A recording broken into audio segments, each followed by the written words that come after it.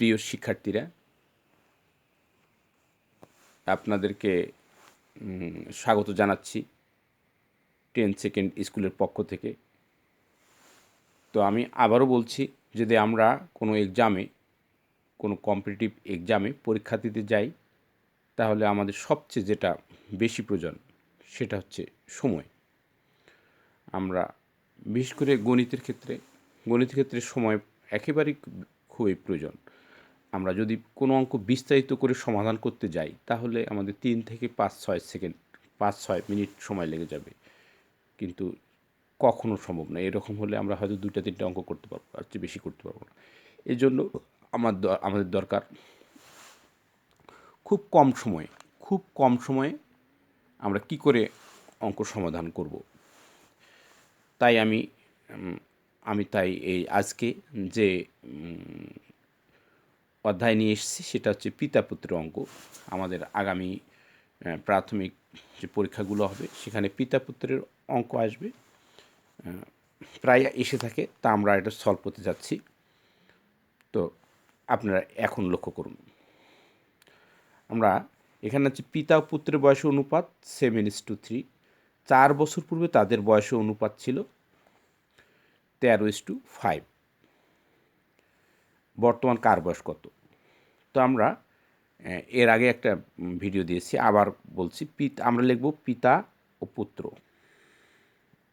লিখলাম। তাহলে এখানে পিতার অনুপাত হচ্ছে কত? 7 লিখলাম, আর পুত্রের অনুপাত হচ্ছে 3। তাহলে পরের অংশে আছে পিতার অনুপাত হচ্ছে 13 আর পুত্রের অনুপাত হচ্ছে 5 হলো।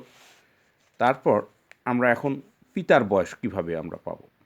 পিতার বয়স কিভাবে পাবো আমরা? পিতা আমরা কিভাবে পাবো? তাহলে পিতার কত? এখানে 7 লিখলাম, 7 গুণ দিলাম, দাঁড়িয়ে দিলাম।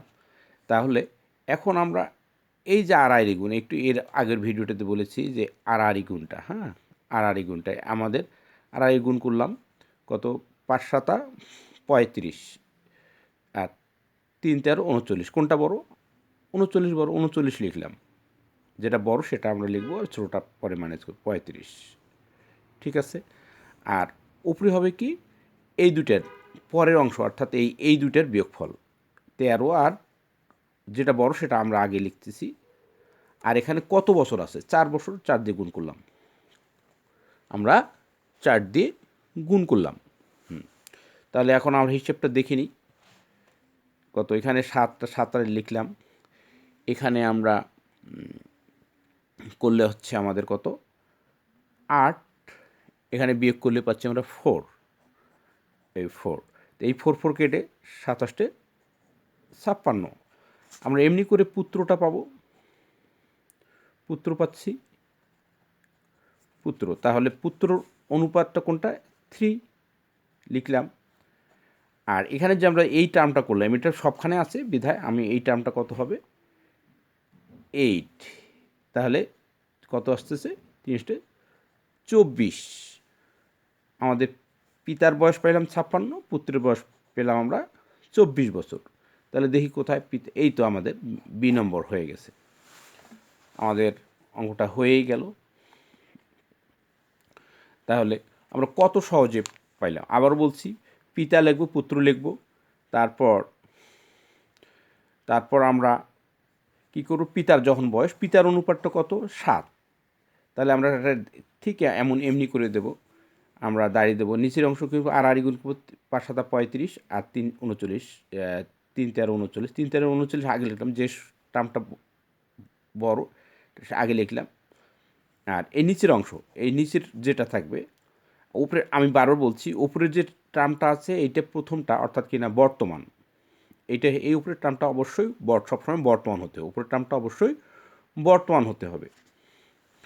তাহলে আর এই চারটে হচ্ছে বছর। এখানে 5 বছর থাকতে পারে, 10 বছর, 20 বছর থাকতে পারে, যা থাকে তাই আমরা লিখবো, আর আমাদের কোনো চিন্তা করবার নেই। তারপর আমরা হিসেব করেছি, এখানে পেয়েছি আমরা 8 আর নিচে পেয়েছি 4।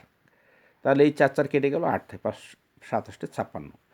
আমরা পুত্রের ক্ষেত্রেও আমরা এমনি করলাম, পুত্রের আমরা অনুপাতটা কত পেয়েছি, পুত্রের অংশটা হচ্ছে 3, আর এই টার্মটা করে আমরা 8 পেয়েছি, 8 বসিয়ে দিয়েছি, তো হয়ে গেছে।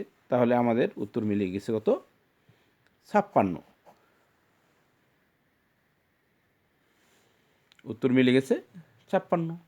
তাহলে এমনি করে এই ধরনের অঙ্কগুলো যত এক নিয়মই হয়ে যাবে, যত অঙ্ক আসুক না কেন, আমরা আমরা 2-4 বার আমরা প্র্যাকটিস করি, দেখব যে আমাদের 10 থেকে 15 সেকেন্ডের মধ্যে হয়ে যাবে। আমি যে না বুঝাতে যাইতাম, তাহলে দেখতাম যে 10 থেকে 15 সেকেন্ডে ইজিলি অঙ্কটা হয়ে যেত।